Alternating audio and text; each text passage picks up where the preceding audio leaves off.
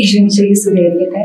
എനിക്ക് കുഞ്ഞിലെ മുതൽ കഥകൾ കേൾക്കാനും വിശുദ്ധരെ പറ്റിയിട്ടെല്ലാം അറിയാനെല്ലാം ഭയങ്കര ആഗ്രഹമായിരുന്നു. അപ്പോൾ ഞാനിങ്ങനെ മാതാവിന്റെ കഥകളും വിശുദ്ധരുടെ കഥകളെല്ലാം ഒരുപാട് ഇങ്ങനെ കേൾക്കുമായിരുന്നു.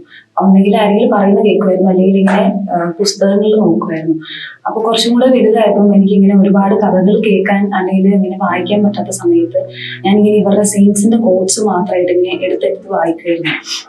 അപ്പൊ ഒരിടയ്ക്ക് ഇങ്ങനെ പരിശുദ്ധ മാതാവിന്റെ ജപമാല ഇങ്ങനെ ചൊല്ലാൻ വേണ്ടിയിട്ട് ഞാൻ സ്റ്റാർട്ട് ചെയ്തു.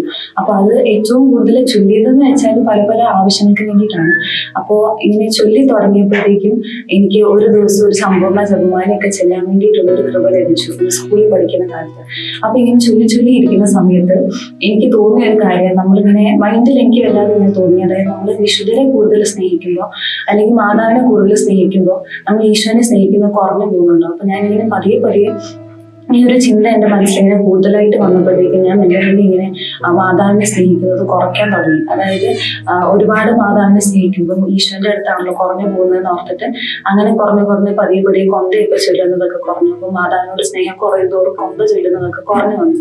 അപ്പൊ അങ്ങനെ ഇരിക്കുന്ന ഒരു സമയത്ത് മാതാവിന്റെ ഒരു ഫീസ്റ്റിന് വേണ്ടിയിട്ട് ഒരു പിള്ളേർക്ക് ഒരു ടോക്ക് പ്രിപ്പയർ ചെയ്യാൻ വേണ്ടിയിട്ട് ഞാനിങ്ങനെ എഴുതി കൊടുക്കുന്ന സമയത്ത് ഞാനിങ്ങനെ ഒരു സെയിന്റിന്റെ ഒരു കോട്ട് കണ്ടു. അത് വിശുദ്ധ മാക്സിമിലിയൻ കോൾബയുടെ ഒരു കോട്ടായിരുന്നു.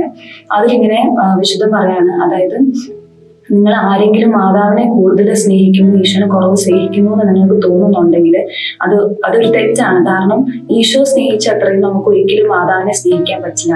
അപ്പൊ ഈ ഒരു കൂട്ട് എനിക്ക് വായിച്ചപ്പോഴത്തേക്ക് എനിക്ക് പെട്ടെന്ന് ഒരു ബോധ്യം കിട്ടി. അതായത് ഒരു കാരണവശാലും നമ്മൾ എത്ര സ്നേഹിച്ചാലും ഈശോ സ്നേഹിച്ച അത്രയും നമുക്ക് മാതാവിനെ സ്നേഹിക്കാൻ പറ്റില്ല.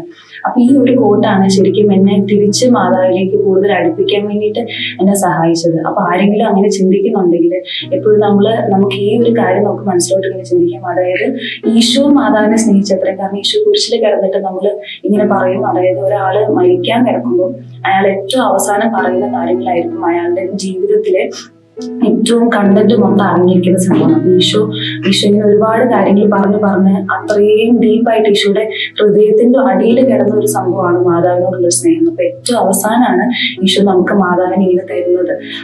അപ്പോ നമുക്ക് മാതാവിനെ സ്നേഹിക്കുന്നതിൽ ആർക്കെങ്കിലും ഇങ്ങനെ പേടിയോ അല്ലെങ്കിൽ മടിയോ തോന്നുന്നുണ്ടെങ്കിൽ നമുക്ക് മനസ്സിലിങ്ങനെ വിശ്വസിക്കാം, അതായത് ഈശോ സ്നേഹിച്ച അത്രയും ഒരിക്കലും നമുക്ക് മാതാവിനെ സ്നേഹിക്കാൻ പറ്റും.